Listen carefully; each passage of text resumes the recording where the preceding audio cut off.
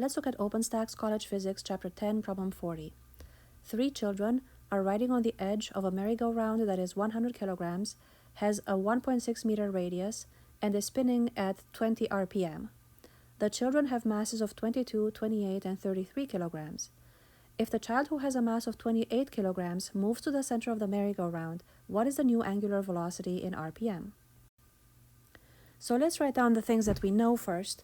And those are that the mass of the merry-go-round, so that is capital M, is 100 kilograms. We know that the radius of the merry-go-round is 1.6 meters. We know that it's spinning, so I'll call it omega initial, at 20 RPM, rotational spin per minute. The children have masses of, so I have M1 is 22 kilograms, M2 is 28 kilograms, and M3 is 33 kilograms. If the child who has a mass of 28 kilograms moves to the center of the merry-go-round, what is the new angular velocity in RPM? So we're looking for an omega final. Let's see what happens. So here is the diagram of the merry-go-round. So the children are distributed on the outside of the merry-go-round, and this thing is spinning with an angular velocity omega initial. I guess this is my M1, this is my M2, this is my M3. So next, we know that M2 moves to the center. So the child with mass M2 moves to the center of the merry-go-round. What happens here is that now we have these objects spinning about the center of mass, and thus we're told that the angular velocity is going to be different. So this is a very good example of conservation of angular momentum. Conservation of angular momentum says that sum of angular momentum before something happened is equal to the sum of the angular momenta after something happened. And that something is redistributing the masses and changing the angular velocity. So there will be an omega final here.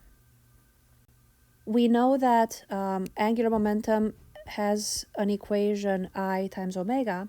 Since all of the objects are moving with the same omega, the initial angular momentum will be just the moment of inertia of the merry-go-round plus the moment of inertia of child 1 plus moment of inertia of child 2 plus moment of inertia of child 3 multiplied by the initial angular velocity of the system.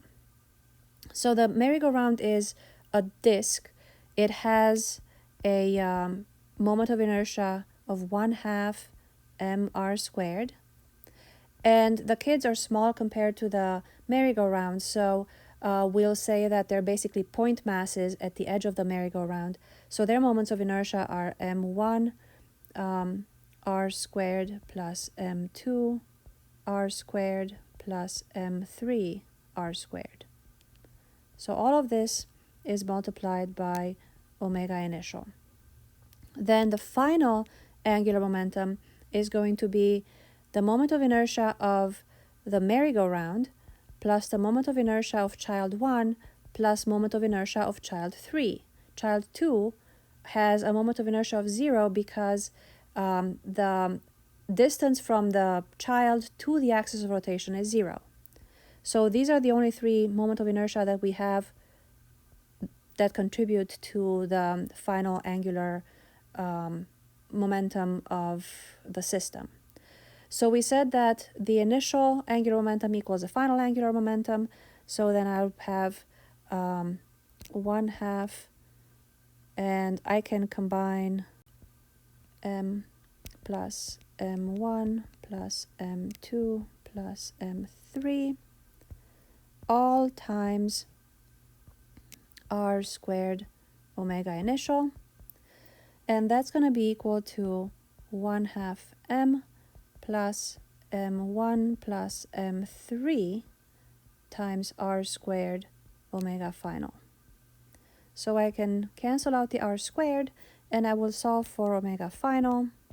So that is 1/2 m is 100 kilograms plus 22 kilograms plus 28 plus 33 divided by 1/2 times 100 plus 22 plus 33, and everything multiplied by omega initial, which was 20 RPM. We want the answer in RPM, so I don't have to convert that. And when we plugged in the numbers, we end up with 25.33 RPM. So it looks like the merry-go-round started at 20 RPM, and when this child from here moved in to the center of mass of the system, of the merry-go-round, the angular velocity increased, and that makes sense.